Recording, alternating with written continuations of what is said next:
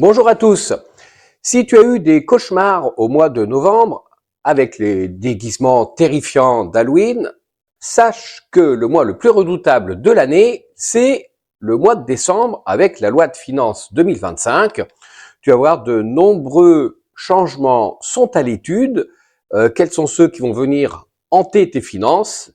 Âmes sensibles s'abstenir. Je te propose d'aborder 7 propositions de loi. On va commencer par la non-déduction sur le revenu des pensions alimentaires versées aux enfants mineurs. Cela concerne les personnes séparées dont l'un est redevable d'une pension alimentaire pour un enfant mineur.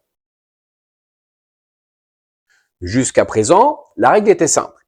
Celui qui verse la pension peut la déduire de ses revenus et donc réduire ses impôts.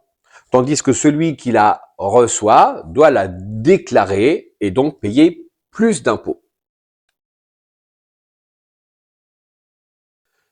Pour 2025, fini. La déduction, on n'en parle plus. Et donc, plus d'imposition non plus pour celui qui reçoit. Néanmoins, ça va être un véritable coup de massue pour le parent qui paye la pension. Il n'a pas la demi-part, puisque souvent, il n'a pas l'enfant à charge, donc pas de demi-part pour ses impôts. Il paiera une pension qui ne sera plus déductible.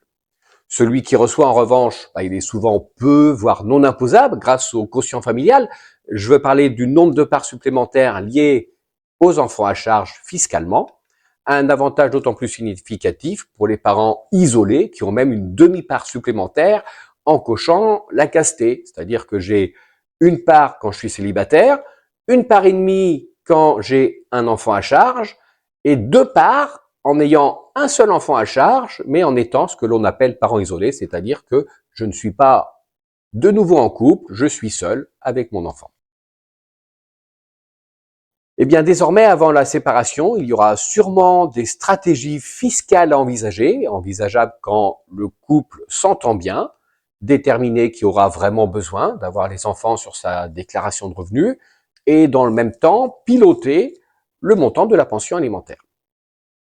Pour l'instant, cela ne concerne qu'une partie mineure des pensions alimentaires, mais ne serait-ce pas le début d'un mouvement qui pourrait toucher d'autres pensions? Qu'en est-il des pensions alimentaires versées aux enfants majeurs ou à celles destinées à nos parents ou à nos grands-parents qui sont en maison de retraite ou en EHPAD?